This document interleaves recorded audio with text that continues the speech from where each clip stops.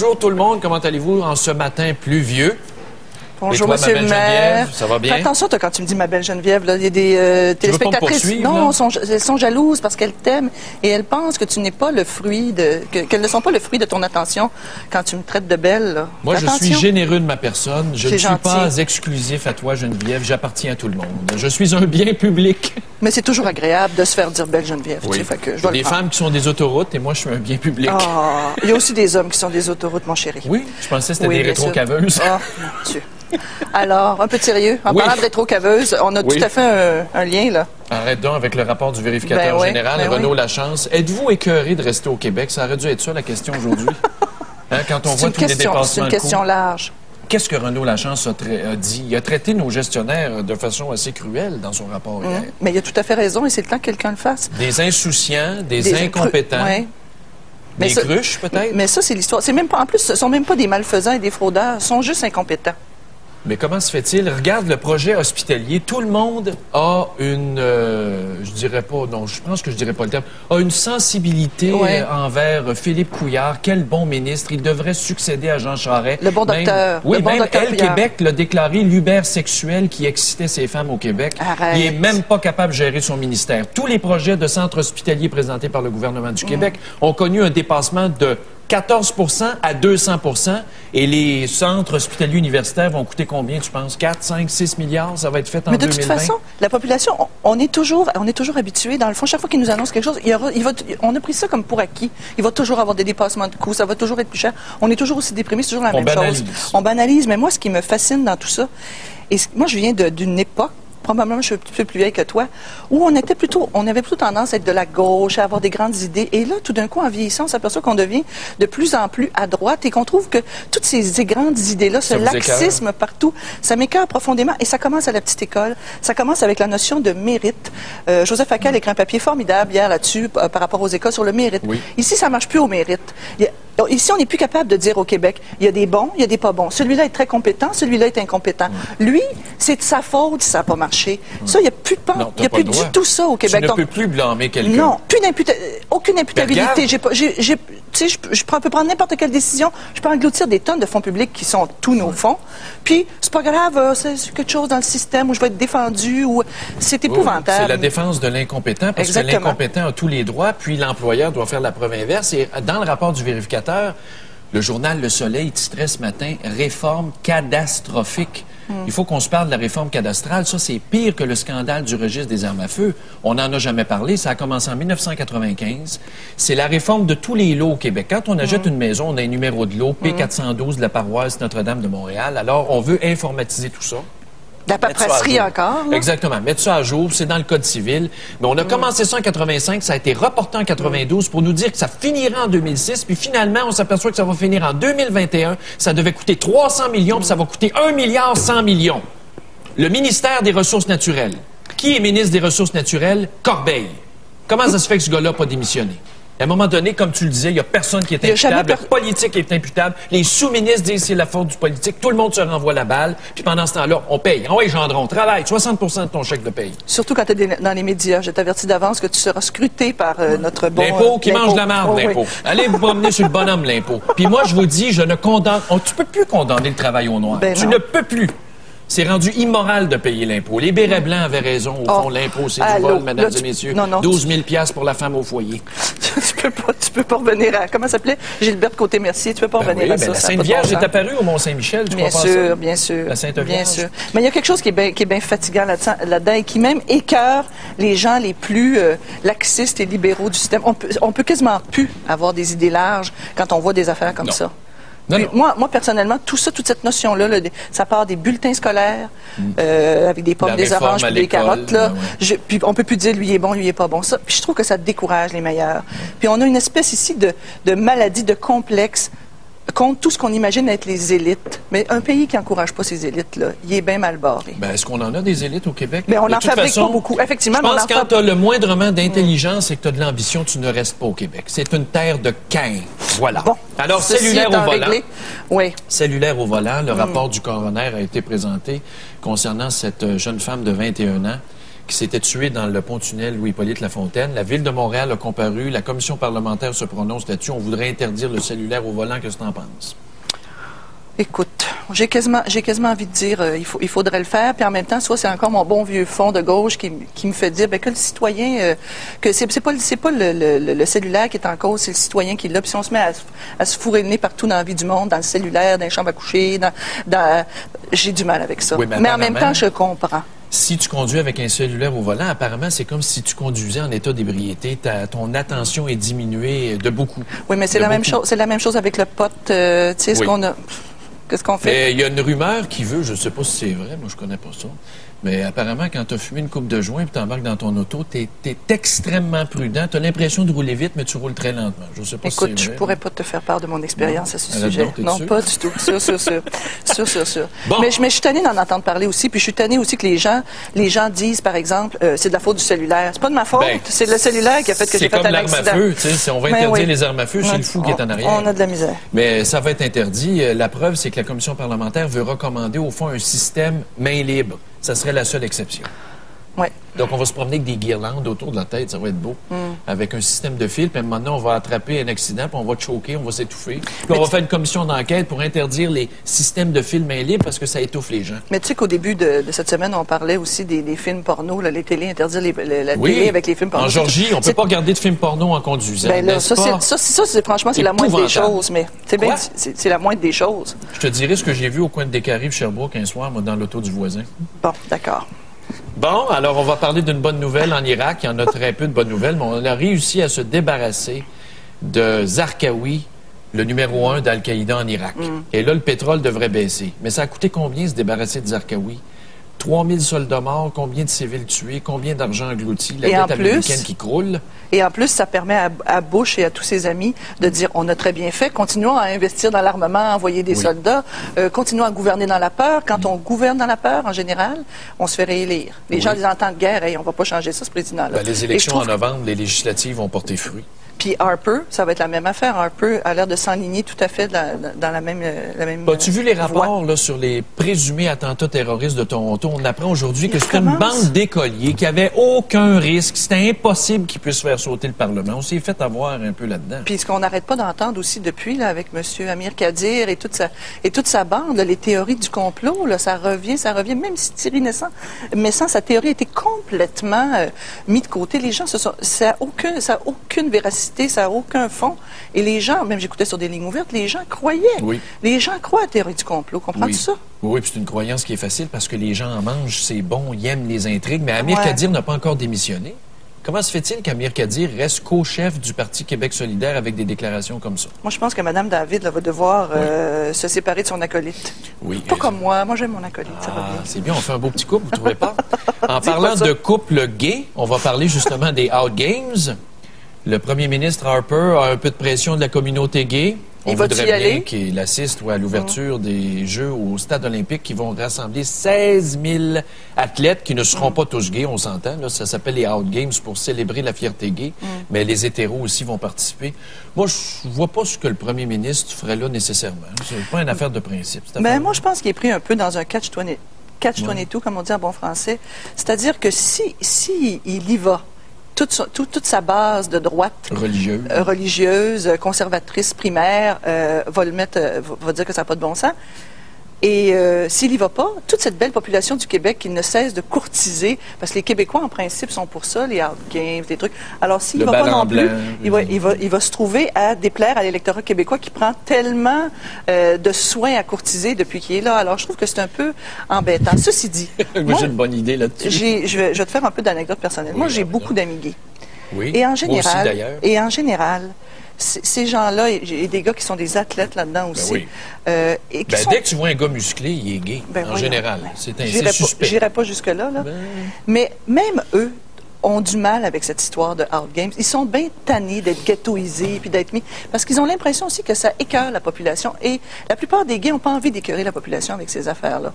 Mais bon, c'est un point. Là. Je te rapporte ce que des amis à moi m'ont dit. Là. Moi, je pense que si Stephen Harper doit aller à l'ouverture des Out Games, écoutez, la reine Élisabeth est venue à l'ouverture des Jeux, fait que pourquoi pas? Il devrait se présenter avec son chapeau de cowboy, tu sais, Brokeback Mountain, le film, tout ça. Chapeau de cowboy, l'as-tu vu au moins le film? Non, j'ai pas vu, j'ai pas vu. Mais avec une belle paire de chaps, tu sais, les pantalons en cuir ouverts en arrière, mais pas de sous-vêtements. Prêt à faire feu. Sur ce, Et il devrait assister au bal en blanc. Moi, je suis sûr qu'il va y avoir un grand bal, un grand party rave pour célébrer les All Games. Il me semble de voir Stephen Harper sur l'ecstasy en train de se frotter. Se faire l'auto-examen des seins. Vous savez, 1% des hommes peuvent attraper le cancer du sein, c'est important. Ah, c'est une nouvelle d'intérêt primordial, mon Stéphane.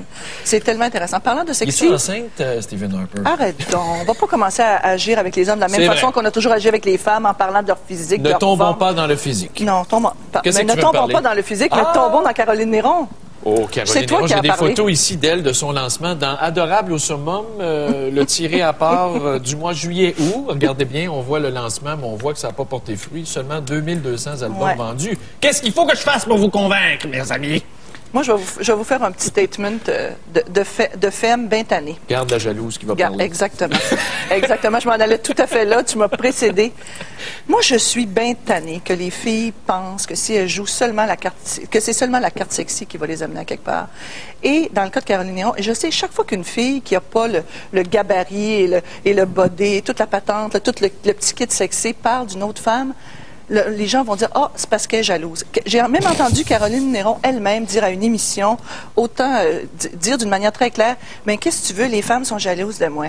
Ça, là, je suis tellement tannée d'entendre les femmes avoir ce genre de discours. Moi, une femme avec une voix rauque, ça m'allume. Mais est-ce que le talent t'allume? Est-ce que l'intelligence t'allume aussi? Quand c'est pas nécessaire, oui. Oh, mon Dieu. Mais attends une minute, là.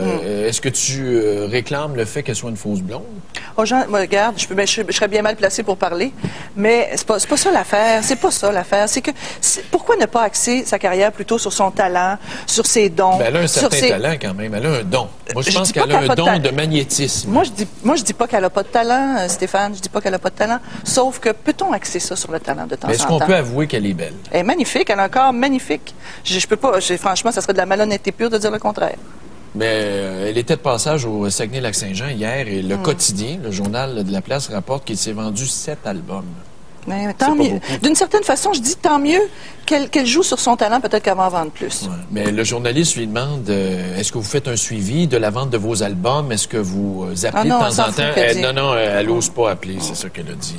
Ben, ouais. J'aimerais remercier, en terminant, avant de lancer notre sujet du jour, un auditeur à la radio qui m'a envoyé une très belle photo pour compléter la Mustang que je viens d'acheter. Maintenant, c'est un cercueil motorisé. Je ne sais pas si on peut la montrer. C'est de toutes les beautés. De toutes les beautés. Un beau cercueil noir en métal, je vous dirais 30 gauge à peu près, la qualité du métal, des belles poignées. Et regardez les roues et le muffler, comment ça doit être beau. Imagine la belle petite aide que tu pourrais donner à Caroline là-dedans. Mais il y a juste un siège, c'est encore mieux. Ah, mon oncle. Alors, passons aux choses sérieuses. J'ai-tu l'air d'un mon oncle? Moi, j'ai 38 ans. Mais quand tu fais des commentaires sur juste un petit... C'est pas fort, là.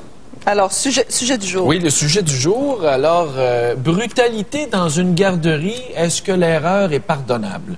Au fond, au Québec, est-ce qu'on est capable de mettre l'incompétent dehors? C'est ça la question. Puis est-ce que dans le cas des enfants dont on est supposé être fou là, depuis quelques années, est-ce que dans le cas des enfants, on envoie un message clair qu'il n'y a aucune tolérance pour ce qui est de la brutalité, quelle que soit la sorte de brutalité faite aux enfants? Te souviens-tu de la juge Lise Côté, il y a 3 semaines, la Cour d'appel qui a réduit la peine de Luc X? On avait encore le même débat. Comment ça se fait qu'on négocie les droits des enfants là-dessus? Exactement. Et là, cette éducatrice-là, si vous vous souvenez, juste pour faire une petite mise en contexte rapide, elle travaille au CPE du Manoir à Laval et on ne sait pas vraiment pourquoi, elle a perdu patience, donne une taloche à un enfant, mais c'était vraiment pas une taloche, c'était plus que ça. La tête qui a frappé sur le mur. Même, elle lui aurait saisi le bras avec des marques. Elle a été congédiée, plainte au commissaire du travail, arbitrage, réintégrée, 11 mois de suspension. Nicolas Clich dit c'est juste une taloche. Et en plus, le fameux Nicolas Clich, dans sa grande intelligence, est allé dire c'est pas grave, moi quand j'étais petit, il m'a reçu des tapes sur les fesses. Écoute, ça fait 20 ans au moins que toute la population est au courant des développements de la psychologie enfantine, que Françoise Dolto l'a dit, que tout le monde l'a dit, on ne tape pas les enfants, c'est pas une façon de les éduquer. Et en plus, quand on donne des claques dans le visage, on fait une humiliation terrible, surtout à des petites filles, Et la Cour supérieure a maintenu quand même le jugement. Donc, cette femme-là a été réintégrée dans son travail à la garderie. Mais en critiquant les commentaires de Nicolas Clich. Qui n'avaient aucun bon sens de Puis ce qui est incompréhensible, c'est qu'on va l'appeler la Dubo pour les besoins de la cause. Ah, j'aime pas ça quand tu fais des trucs comme ça. Tu penses qu'elle mérite le terme d'éducatrice? La Dubo, là, à côté, là, c'est un peu rough. Là. Tu trouves? Oui. Je trouve que ça manque un peu. C'est pas Dubo. nécessaire. Madame Dubo. Non, non. Jamais de la vie, elle ne mérite pas le thème de madame. Encore moins d'éducatrice, puis même pas de gardienne. Je suis en train de m'étouffer, vas-y. Oui, mais en tout cas, Dubo a été réintégré et madame s'étonne que ses pères, les autres éducatrices, la boudent. Voyons donc, puis que les parents soient maudits, donc elle s'est mise à la CSST pour harcèlement. Elle est victime maintenant. Ça, c'est du pur Québec. La victime, on la paye. Comment est-ce qu'on l'a payée à date? 24 000. 24 000 piastres de vos poches à vous puis à moi, pour qu'on la paye pour qu'elle reste chez eux parce qu'elle n'a pas le courage puis l'honnêteté intellectuelle de démissionner. Moi, là, des employés comme ça, là, ça arrive dans toutes les organisations.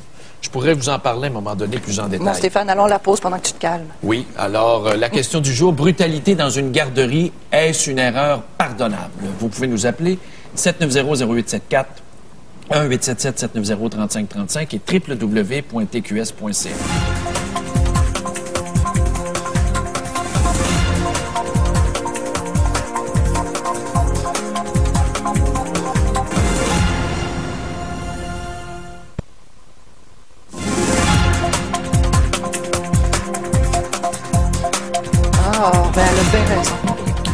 Bonjour tout le monde, alors nous sommes de retour et on va s'entretenir immédiatement dans le dossier de cette éducatrice qui a été réintégrée au CPE Le Manoir.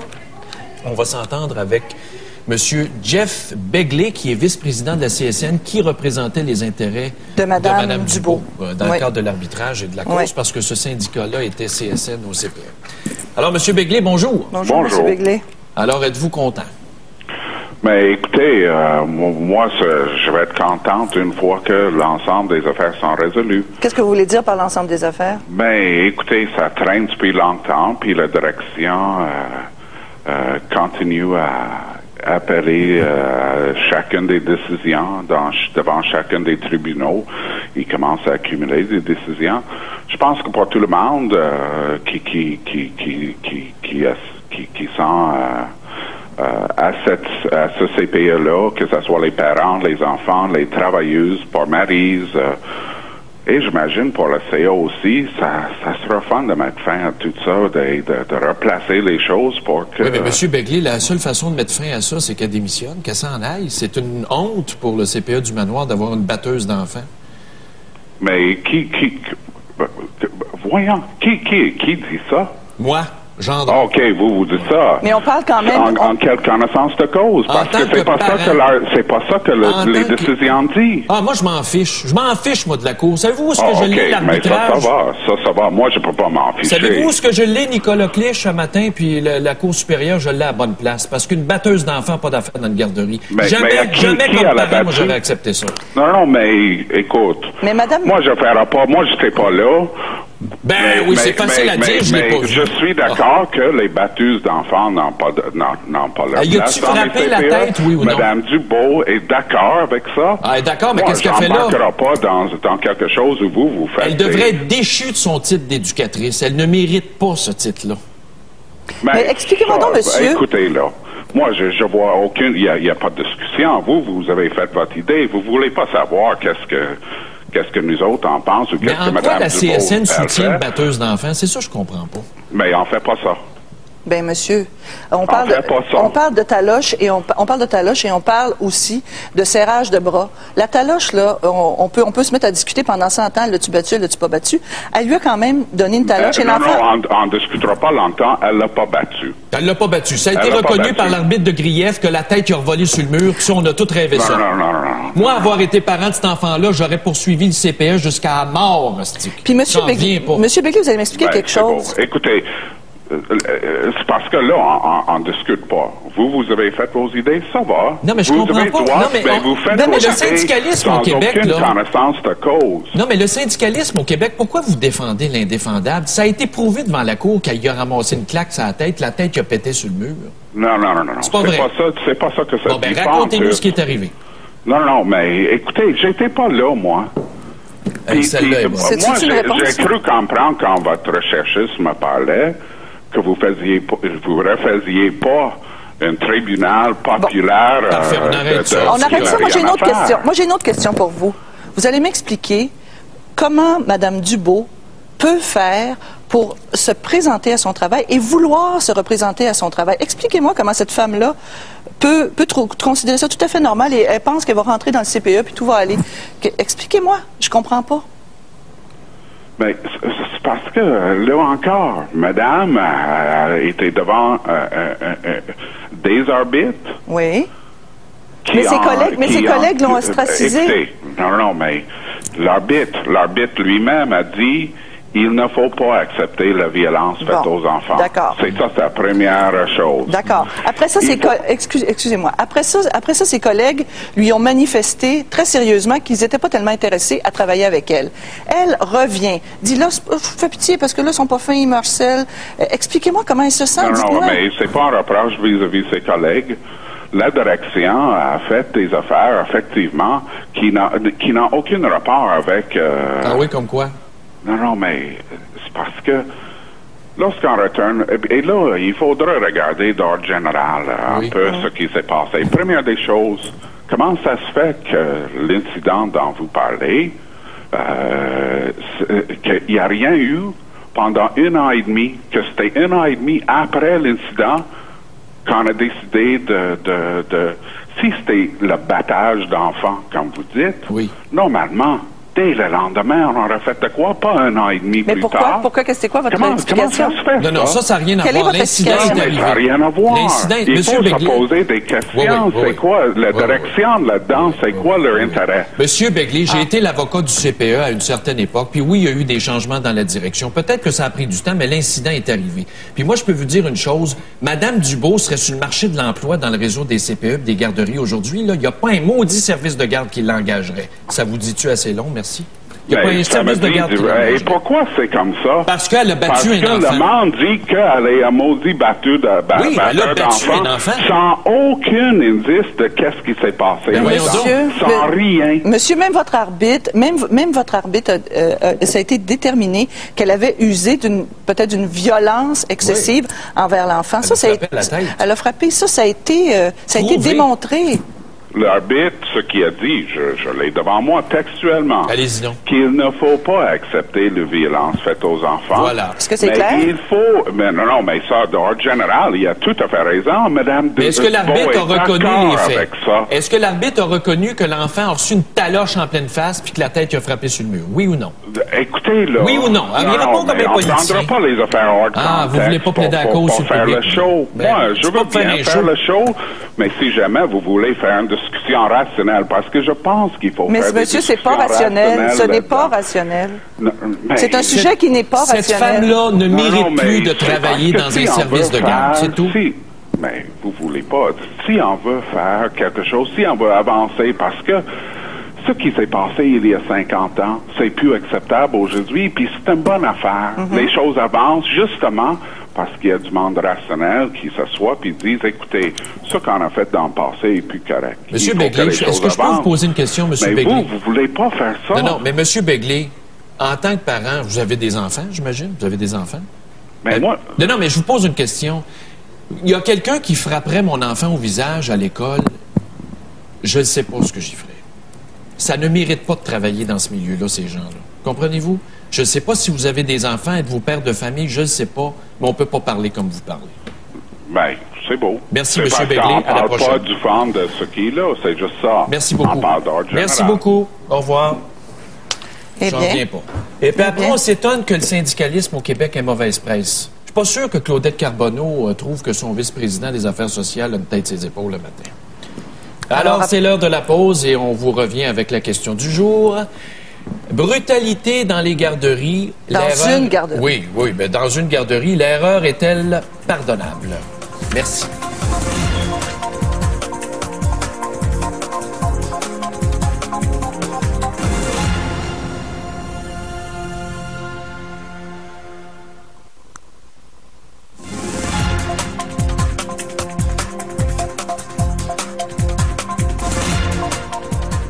Donc, bienvenue. Ce matin, on s'interroge si la brutalité dans une garderie est un geste pardonnable de la part d'une éducatrice. J'ai un courriel ici de Robert de Bécomo qui dit « Si on ne peut pas foutre à la porte cette 3 petits points à la ligne, les parents n'ont qu'à y boycotter la garderie jusqu'à la mettre en faillite s'il le faut. » Et il raconte son expérience que lui a été brutalisé dans son enfance et il faut que ça cesse ces situations-là.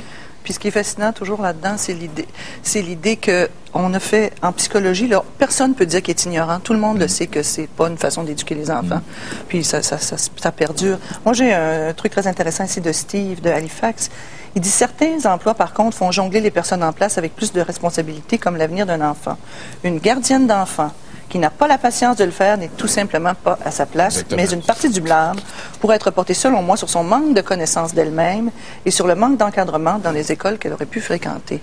Oui. Écoute, le manque de connaissance de soi, là, ce n'est pas pardonnable quand on a des emplois qui nous mettent en face d'enfants ou qui requièrent des habilités qui relèvent de la psychologie.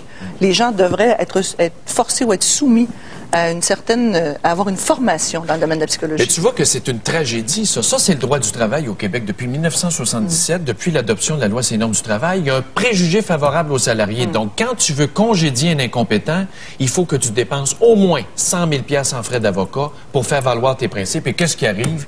Hein? On fait comme dans les dossiers criminels. On s'entend en recours, on fait notre balance, puis on tourne la page. Et les pourris sont rois, les crottés règnent au Québec. Mais en même temps, Stéphane, avoue qu'il y a 50 ans ou il y a 100 ans, en fait, il y a 50 ans, au début de l'implantation des syndicats, c'était nécessaire. Oui, mais là, est-ce que ce l'est encore à outrance? Et maintenant, je dirais que le système, puis c'est complètement, est devenu en déliquescence. Le système est devenu pourri, est devenu trop large. Ça a ouvert la porte à tous les abus et à un syndicalisme qui n'a une forme de syndicalisme qui n'a plus sa place de nos jours. Oui. Alors, on passe au premier appel. Mylène de Laval, bonjour. Mylène, qu'en pensez-vous? Non, bonjour vous deux. Bonjour. Moi, je suis éducatrice en CPE. Oui. Bon, oui. Et non, là, non.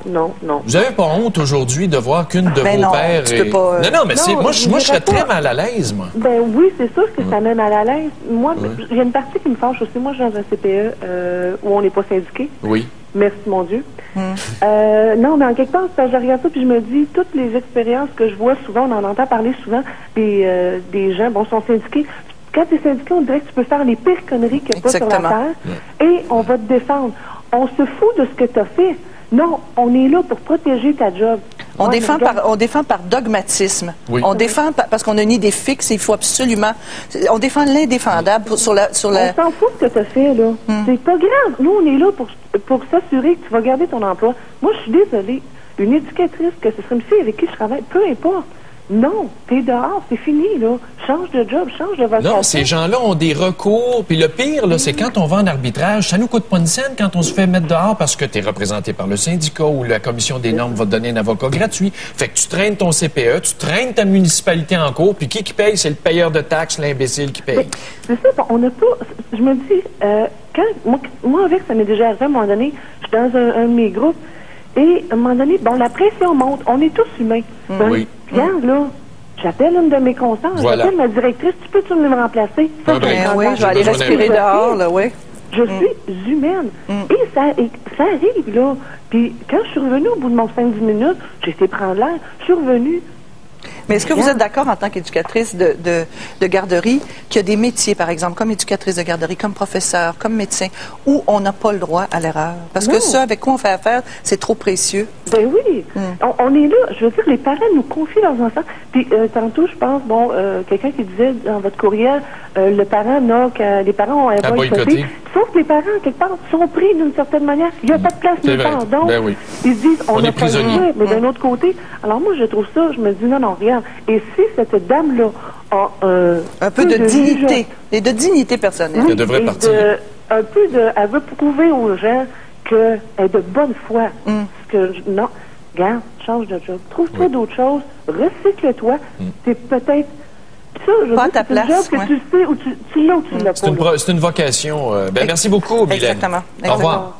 Puis tu as raison avec l'idée de la notion de vocation. Oui. Il y a des métiers qui exigent un supplément d'âme, un supplément d'âme aussi à la limite. Ouais. Alors on va à Sylvain à Montréal. Bonjour Sylvain. Oui, bonjour. Bonjour. Ben moi, mon garçon, il a 5 ans aujourd'hui, il y a 3 ans de ça, on était dans une garderie de Montréal, tout ça. Et puis j'allais amener mon enfant le matin, puis tout allait bien pendant peut-être un mois. Là, après ça s'est mal dégénéré. Mon fils ne voulait plus se rendre à la garderie. Donc, c'est comme par habitude, le lundi matin, j'étais tout le temps en train de payer ma garderie. Là, ce lundi-là, ben j'ai pas été pour un événement, ma femme accouchait. Fait que je m'ai rendu le mercredi, tout content, en disant ma femme allait accoucher, tout ça. Puis en me rendant dans le local à mon enfant, je m'ai rendu compte que mon enfant était attaché. Il était quoi? C'était quoi? Attaché. Attaché après une chaise? Après une chaise. Mais voyons donc. Oui, il y a eu des incidents. Pas en 2006. Mon enfant, quand il arrivait le matin, parce qu'il n'écoutait pas la consigne de s'attacher, il écoutait l'histoire, on l'attachait. Mais là, qu'est-ce que vous avez fait là, sur le coup? Mais là, moi, j'ai fait une plainte, j'ai retiré mon enfant de la garderie, OK? Puis j'ai pas voulu boycotter la garderie parce que c'est pas la garderie en tant que telle, c'est l'éducatrice. Mais c'est la garderie qui permet à l'éducatrice d'attacher un enfant. Elle voit bien que l'enfant est attaché, voyons. Oui, c'est ça. Ben, eux autres, ils voyaient pas nécessairement parce qu'au moment où je suis arrivé, je faisais peut-être 15 minutes, j'étais là dans la matinée. En tout cas, cet événement-là a été suivi, ça a pu arriver après. Mon fils a changé de groupe au mois de septembre, qui est arrivé après. 2 mois encore après, mon fils, je voulais carrément plus y aller à la garderie. Je voulais plus pantoute se lever le matin, puis j'avais pas le choix, fallait que je travaille, fallait que je l'amène de force. Puis à un moment donné, l'éducatrice a pris mon fils par les bras, puis l'a assis chèque dans une chaise, là, pour l'asseoir, puis l'habiller, puis il était seul avec, dans un coin. Je l'ai vu de mes yeux, puis j'étais avec un autre éducatrice. Mais ça, cette garderie-là à Montréal, c'était un CPE ou une garderie privée? C'est une garderie privée, OK? Oui. Puis finalement, ben, je suis allé voir la madame, la directrice, oui. Tout ça. Écoute, il y a quelque chose qui se passe, tu sais.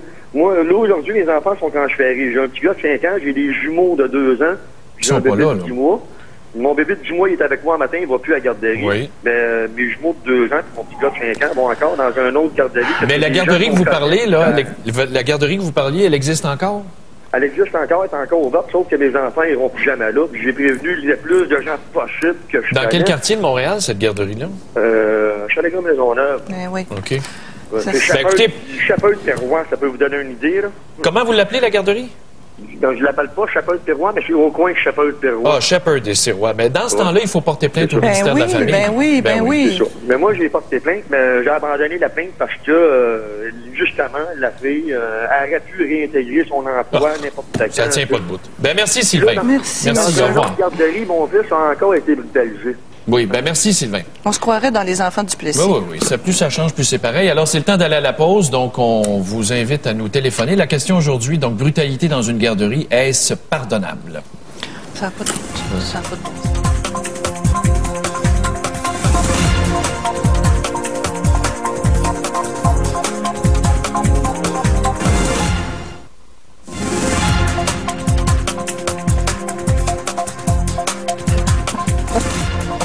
Alors, brièvement, avant de passer aux appels, 2 courriels ici de mon côté. Michel de Québec. Au Québec, nous avons le pardon facile. On a vu ça avec David Louisville.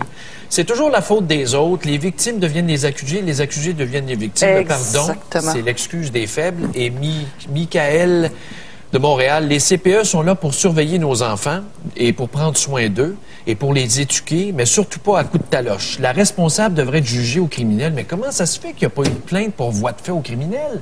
Moi, si j'étais le parent de cet enfant-là qui a été battu, j'irais voir la police tout de suite, il n'est pas trop tard, porter plainte contre la Dubo au criminel, puis qu'elle soit produite devant un procès, c'est tout. Probablement qu'il n'y avait pas assez de marques. Moi, j'ai quelque chose de très intéressant d'Eliette de Saint-Hippolyte qui dit « De la naissance à 5 ans, l'enfant forme sa personnalité, tout ce qui lui arrive reste imprimé dans sa mémoire.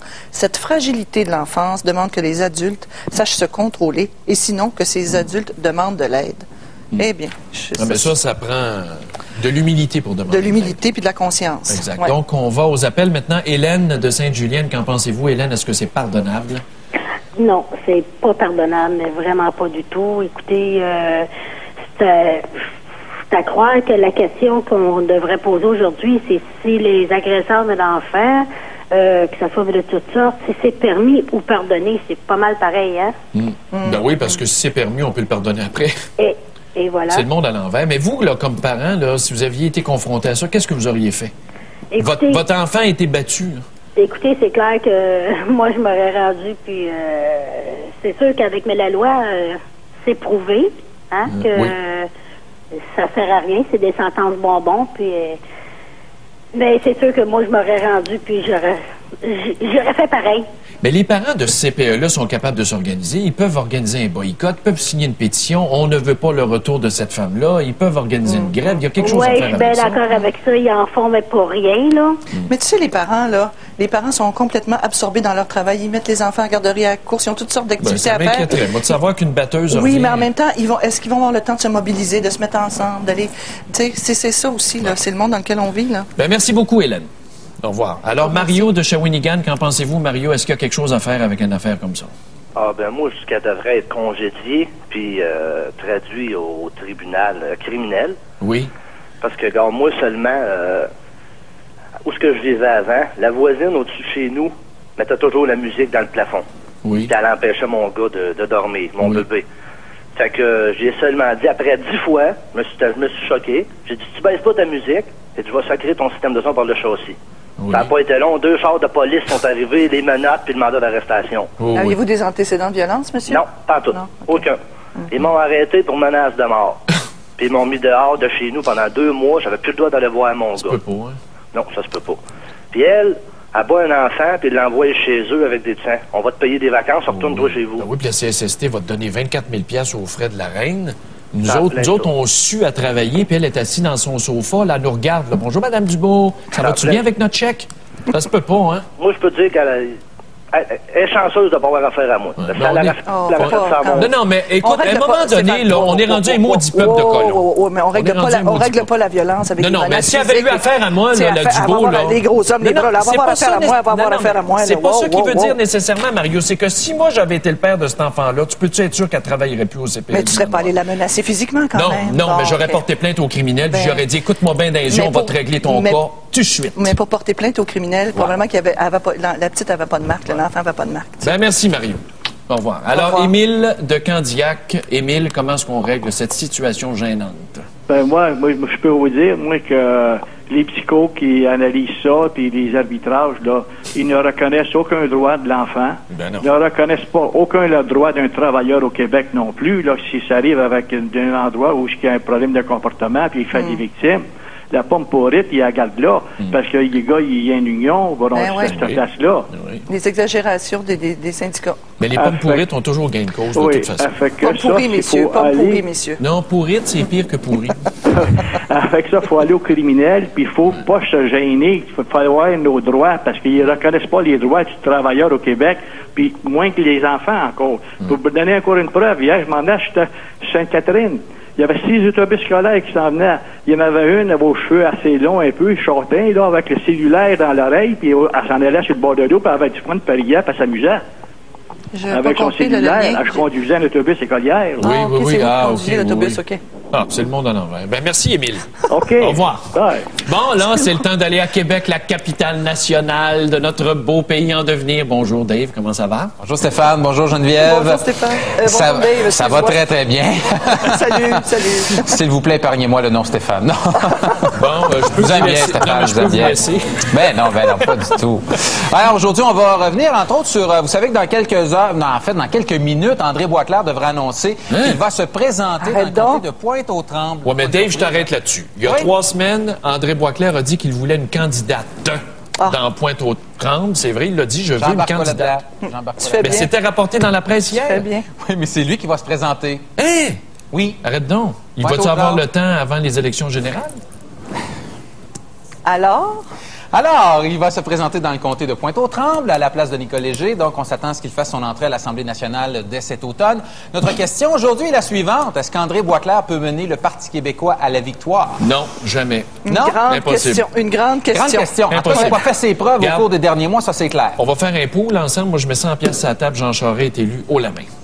Je suis un petit peu d'accord avec toi, Stéphane. Ben oui, c'est triste, mais c'est ça. Je pense que oui, effectivement. Je pense que c'est le plus grand allié du Parti libéral, André Boisclair. Oui. C'est bien dommage. Je veux juste ajouter quelque chose à ça. C'est bien dommage parce que tout le temps qu'il était en chambre, comme député, tout ça, il était formidable.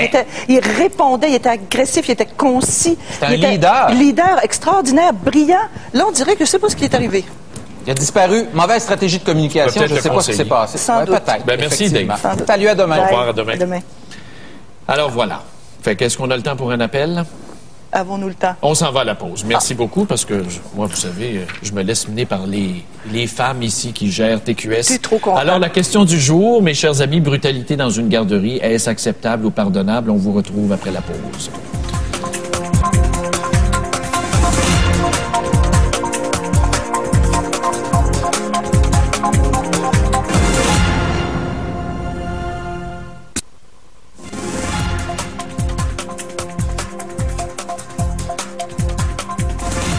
Alors, nous sommes de retour pour le dernier bloc. Brutalité dans une garderie, est-ce acceptable? Geneviève, tu as un petit courriel pour nous? Oui, très intéressant d'une éducatrice qui dit, bon, je suis moi-même éducatrice. Les éducateurs et éducatrices reçoivent pour la plupart une formation technique de 3 ans. Oui. À travers les cours, nous apprenons comment aider les enfants à gérer leur colère, c'est le fun.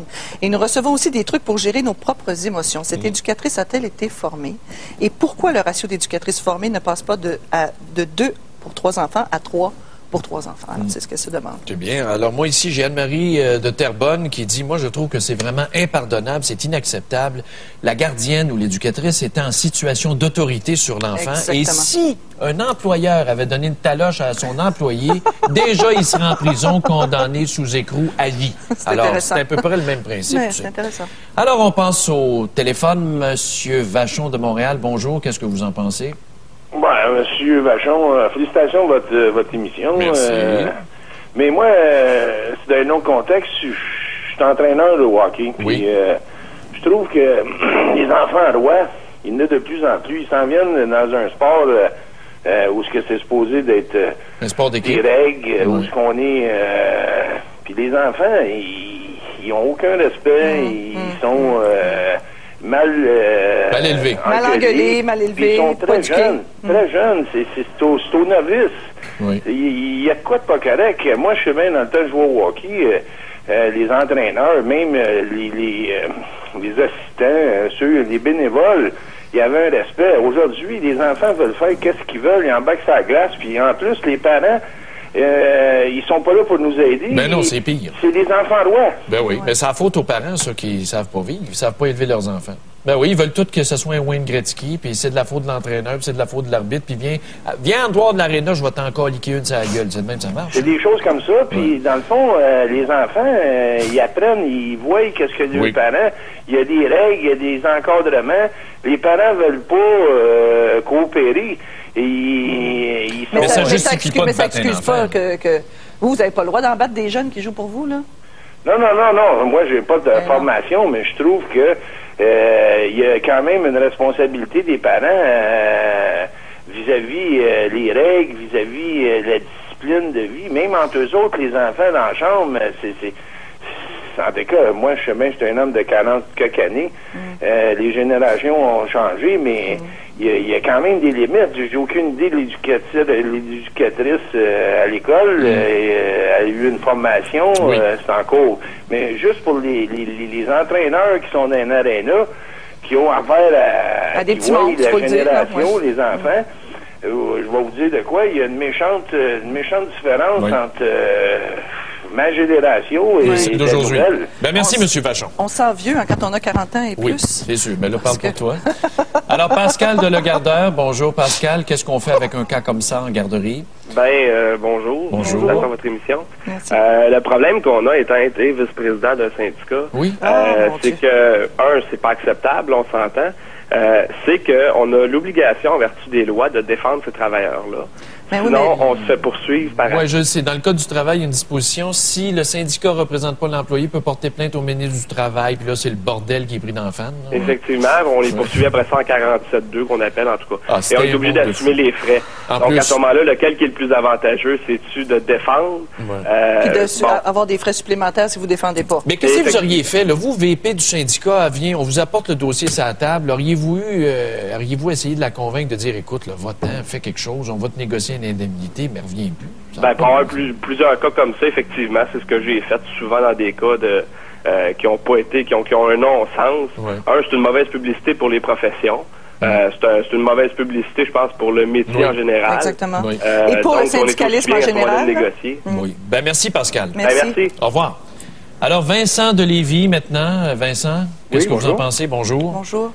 Je veux simplement dire aussi que, par rapport à la question du jour, que effectivement, c'est inacceptable et que ça devrait être condamné, cet agissement-là. Je veux aussi parler de la brutalité qui est plus discrète. Hein.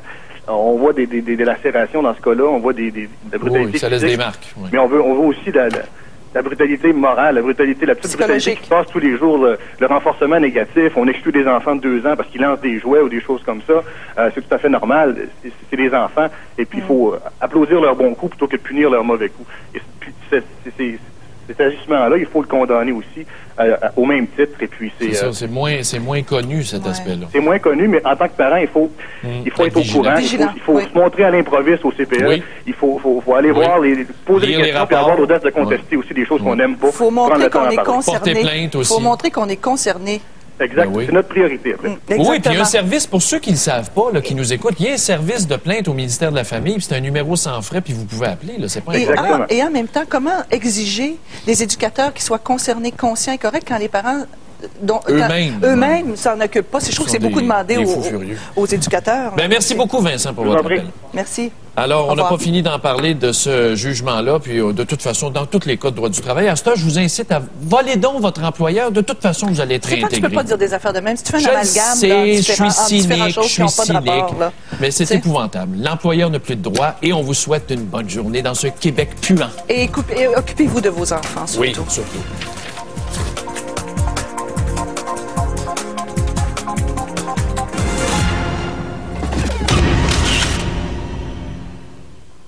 Mais il a tout à fait raison et c'est le temps que quelqu'un le fasse. Des insouciants, des incompétents. Des cruches, peut-être? Mais ça, c'est l'histoire. C'est même pas, en plus, ce sont même pas des malfaisants et des fraudeurs. Ils sont juste incompétents. Mais comment se fait-il? Regarde le projet hospitalier. Tout le monde a une, je dirais pas, non, je pense que je dirais pas le terme, a une sensibilité envers Philippe Couillard. Quel bon ministre. Il devrait succéder à Jean Charest. Le bon docteur. Oui, même Elle Québec l'a déclaré l'Uber sexuel qui excitait ces femmes au Québec. Arrête. Il est même pas capable de gérer son ministère. Tous les projets de centres hospitaliers présentés par le gouvernement du Québec ont connu un dépassement de 14 à 200 et les centres hospitaliers universitaires vont coûter combien, tu penses? 4, 5, 6 milliards? Ça va être fait en 2020? Mais de toute façon, la population, on est toujours habitué. Dans le fond, chaque fois qu'ils nous annoncent quelque chose, on a pris ça comme pour acquis. Il va toujours avoir des dépassements de coûts, ça va toujours être plus cher. On est toujours aussi déprimés, c'est toujours la même chose. On banalise. Mais moi, ce qui me fascine dans tout ça, et moi, je viens d'une époque, probablement je suis un petit peu plus vieille que toi, où on avait plutôt tendance à être de la gauche, à avoir des grandes idées. Et là, tout d'un coup, en vieillissant, on s'aperçoit qu'on devient de plus en plus à droite et qu'on trouve que toutes ces grandes idées-là, ce laxisme partout.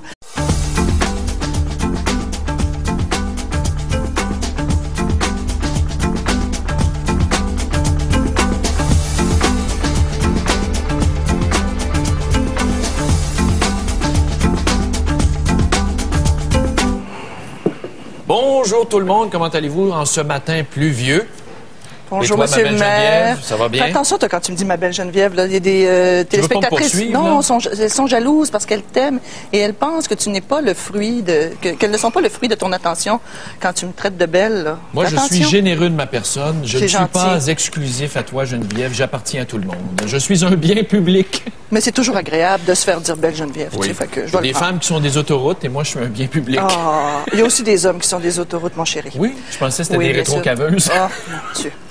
Alors, un peu de sérieux. En parlant de rétro-caveuse, on a tout à fait un lien, là. Arrête donc avec le rapport du vérificateur général, Renaud Lachance. Êtes-vous écœuré de rester au Québec? Ça aurait dû être ça, la question aujourd'hui. Quand on voit tous les dépassements de coûts. C'est une question large. Qu'est-ce que Renaud Lachance a dit? Il a traité nos gestionnaires de façon assez cruelle dans son rapport hier. Ça m'écoeure profondément et ça commence à la petite école. Ça commence avec la notion de mérite. Joseph Facal a écrit un papier formidable hier là-dessus par rapport aux écoles sur le mérite. Oui. Ici, ça ne marche plus au mérite. Ici, on n'est plus capable de dire au Québec, il y a des bons, il y a des pas bons. Celui-là est très compétent, celui-là est incompétent. Lui, c'est de sa faute si ça n'a pas marché. Ça, il n'y a plus de du tout ça au Québec. Tu ne peux plus blâmer quelqu'un. Non, aucune imputabilité. Je peux prendre n'importe quelle décision. Je peux engloutir des tonnes de fonds publics qui sont tous nos fonds. Puis, c'est pas grave, c'est quelque chose dans le système où je vais être défendu. C'est épouvantable. C'est la défense de l'incompétent parce que l'incompétent a tous les droits, puis l'employeur doit faire la preuve inverse. Et dans le rapport du vérificateur, le journal Le Soleil titrait ce matin « Réforme catastrophique ». Il faut qu'on se parle de la réforme cadastrale. Ça, c'est pire que le scandale du registre des armes à feu. On n'en a jamais parlé. Ça a commencé en 1995. C'est la réforme de tous les lots au Québec. Quand on achète une maison, on a un numéro de lot, P412 de la paroisse Notre-Dame de Montréal. Alors, on veut informatiser tout ça. La paperasserie encore. Là. Exactement. Mettre ça à jour, c'est dans le Code civil. Mais on a commencé ça en 85, ça a été reporté en 92 pour nous dire que ça finirait en 2006, puis finalement, on s'aperçoit que ça va finir meilleur. Puis on a une espèce ici de maladie, de complexe contre tout ce qu'on imagine être les élites. Mais un pays qui n'encourage pas ces élites-là, il est bien mal barré. Ben, est-ce qu'on en a des élites au Québec? Mais on n'en fabrique pas beaucoup. Effectivement, je pense que quand tu as le moindrement d'intelligence et que tu as de l'ambition, tu ne restes pas au Québec. C'est une terre de Caïn. Voilà. Bon, alors, cellulaire au volant. Oui. Cellulaire au volant. Le rapport du coroner a été présenté concernant cette jeune femme de 21 ans qui s'était tuée dans le pont-tunnel Louis-Hippolyte Lafontaine. La Ville de Montréal a comparu. La commission parlementaire se prononce là-dessus. On voudrait interdire le cellulaire au volant. Qu'est-ce que tu en penses? Écoute, j'ai quasiment envie de dire il faudrait le faire, puis en même temps, soit c'est encore mon bon vieux fond de gauche qui me fait dire que le citoyen, que c'est pas le cellulaire qui est en cause, c'est le citoyen qui est là. Puis si on se met à se fourrer le nez partout dans la vie du monde, dans le cellulaire, dans les chambres à coucher, j'ai du mal avec ça. Oui, mais en même temps, je comprends. Si tu conduis avec un cellulaire au volant, apparemment, c'est comme si tu conduisais en état d'ébriété. Ton attention est diminuée de beaucoup. Oui, mais c'est la même chose. C'est la même chose avec le pot. Tu sais, ce qu'on a. Qu'est-ce qu'on fait? Mais il y a une rumeur qui veut, je ne sais pas si c'est vrai, moi je connais pas ça, mais apparemment quand tu as fumé, en 2021, ça devait coûter 300 millions, puis ça va coûter 1,1 milliard. Le ministère des Ressources naturelles. Qui est ministre des Ressources naturelles? Corbeil. Comment ça se fait que ce gars-là n'a pas démissionné? À un moment donné, comme tu le disais, il n'y a personne qui est imputable. Le politique est imputable. Les sous-ministres disent que c'est la faute du politique. Tout le monde se renvoie la balle. Puis pendant ce temps-là, on paye. Ah oui, Gendron, travaille. 60% de ton chèque de paye. Surtout quand tu es dans les médias. Je t'avertis d'avance que tu seras scruté par notre bon... L'impôt qui mange la marde, l'impôt. Oui. Allez vous promener sur le bonhomme, l'impôt. Puis moi, je vous dis, je ne condamne... tu peux plus condamner le travail au noir. Tu ne peux plus. C'est rendu immoral de payer l'impôt. Les bérets blancs avaient raison. Au fond, l'impôt, c'est du vol, mesdames et messieurs. 12 000 $ pour la femme au foyer. tu peux pas revenir à... Comment ça s'appelait? Gilberte Côté-Mercier. Tu peux pas revenir à ça. La Sainte-Vierge est apparue au Mont-Saint-Michel. Bien sûr, bien sûr. La Sainte-Vierge. Bien sûr. Mais il y a quelque chose qui est bien fatigant là-dedans et qui même écœure les gens les plus laxistes et libéraux du système. On peut quasiment plus avoir des idées larges quand on voit des affaires comme ça. Moi, personnellement, tout ça, toute cette notion-là, ça part des bulletins scolaires, avec des pommes, des oranges, puis des carottes. Là. Puis on peut plus dire lui est bon, lui est pas bon. Ça, puis je trouve que ça décourage les